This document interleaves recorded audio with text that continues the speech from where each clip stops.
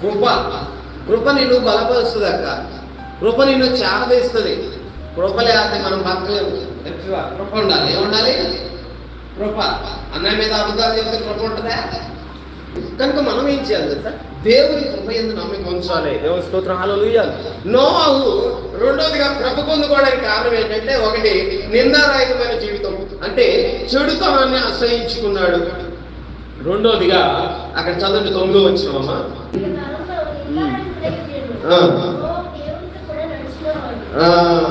నోవాహు దేవునితో నడిచాడు. రెండోదిగా దేవునితో నడిచాడు.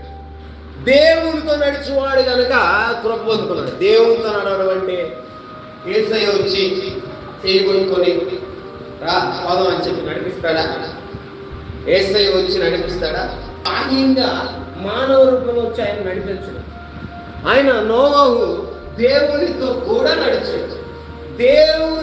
దేవునితో నడిచాడు.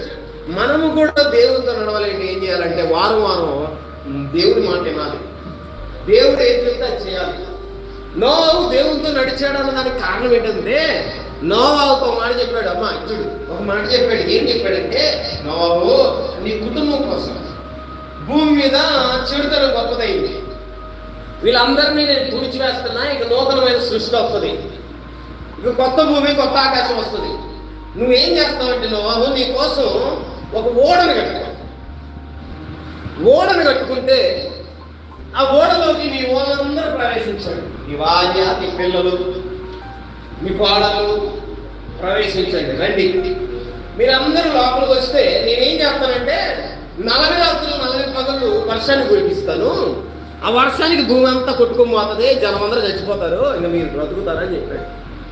నోవాహు ఏం చేశాడు తెలుసా? దేవుడు చెప్పిన మాటలు నమ్మి దేవుడు చెప్పిన ప్రకారం చేసాడు. నోవాహు అట్లు చేశాడు. దేవుడు అలాగే చెప్పాడు, అలా చేశాడు. తర్వాత మాట కదా క్లారిటీ వస్తుంది. దేవుడు చెప్పిన అతనికి ఆజ్ఞాపించిన యావత్తు చేసెను. అంటే నోవాహు అలాగే చేసాడు. అట్లు చేసినంటే అలా చేశాడు. దేవుడు ఏం చెప్తే అది చేశాడు. ఎవరైనా దేవునితో నడిచేవారంటే, దేవుడు ఏం చెప్తే అది చేసేవాళ్ళ దేవునితో నడిచేవారు. గట్టిగా చప్పలు కొడదామా? హల్లెలూయా. నోవాహు తీసుకున్నట్లేదండి. అక్కడ ఎన్ని రకాలు చెప్పాడు. చిబిసారపు మాను.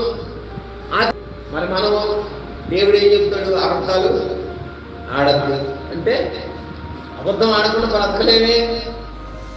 చాడీ చెప్పొద్దని దేవుడు మాట్లాడతాడు కదా. చాడీ చెబుతాం